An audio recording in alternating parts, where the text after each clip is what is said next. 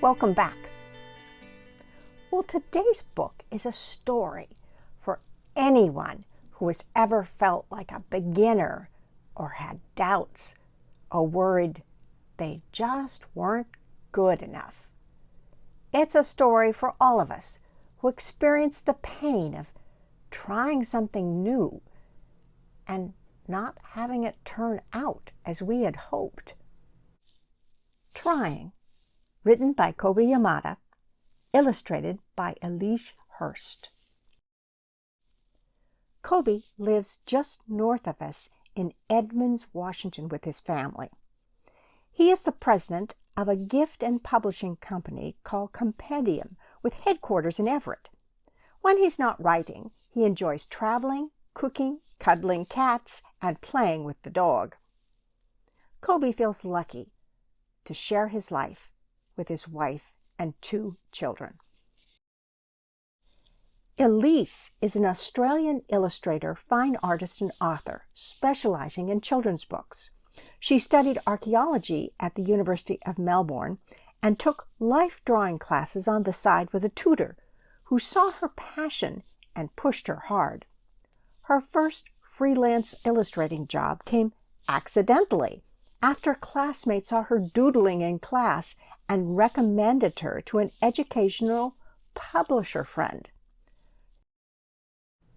Let's read. How do you do that? I didn't realize I had said it out loud. But the sculptor looked over and replied, "You simply do it." "Oh no, I could never do that." "How do you know?" he asked. "I just know." Confused, I walked away. He must be joking, I thought. But as I left, I couldn't help wondering what it would be like to create something so incredible. When I returned, the sculptor looked over at me and asked, "How is your sculpture coming along?" "I'm just here to watch." "The best way to give your talents an opportunity is to try," he responded.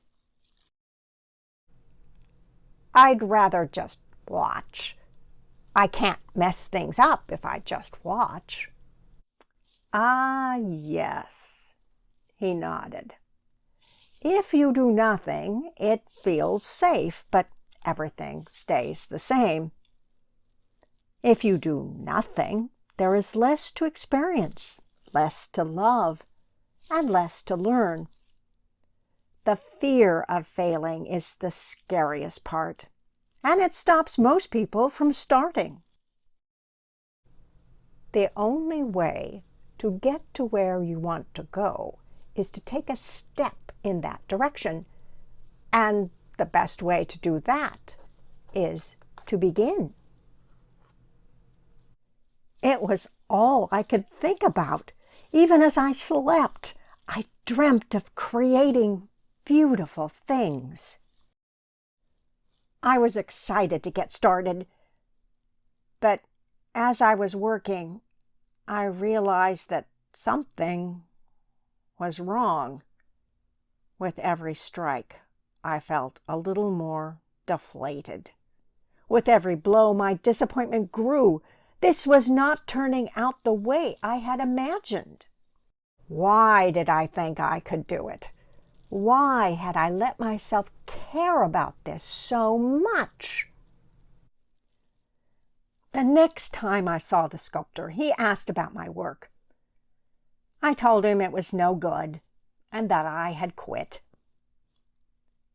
"Why would you do that?" he asked. "Well, because it feels awful to want something so badly and then just be disappointed." "Yes," the sculptor replied, "disappointment hurts. But failure is temporary and in many ways necessary.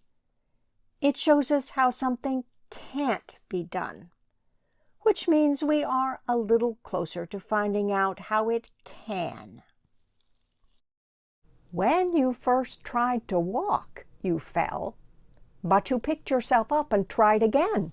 You were willing to fail over and over and over, and that is why you succeeded. How do I know this? You are standing in front of me now. I had tried, and I had failed. Now he was asking me to try again? What good would that do? I had already proven I couldn't do it. But if I was honest, I wanted to believe I could. So, even though I worried that I wasn't good enough, I decided to try again.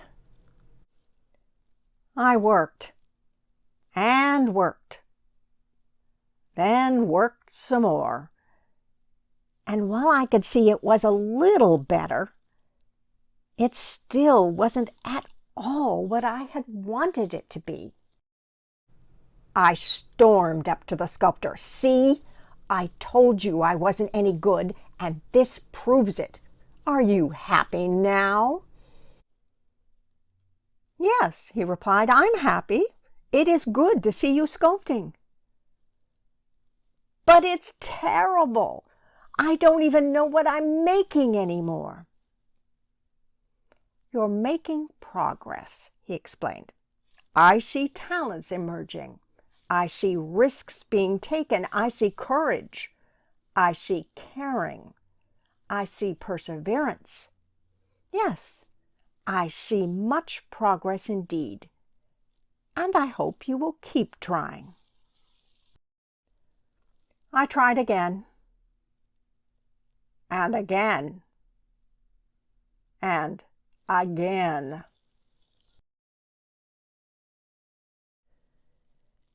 As I stepped back and looked at my work, I had to admit, I wished I was better. I went to the sculptor, and he asked me to go for a walk with him. He said, "I know it can be hard when things don't turn out as you had hoped, but be proud of your failures. I know I am, every one of them." "I can't imagine you ever failing." He laughed. "More times than I can count." "But each time you fail, you get a little smarter, a little braver, a little stronger. The truth is, we are all failures. The dreamers, the doers, the creators. Being a failure means you loved something, you cared. It means you stepped forward, you didn't hold back, you tried. That is why I brought you here." He gestured to the statues around him. "These are my friends. These are my failures, and I'm grateful for every one of them because they helped me become who I am today.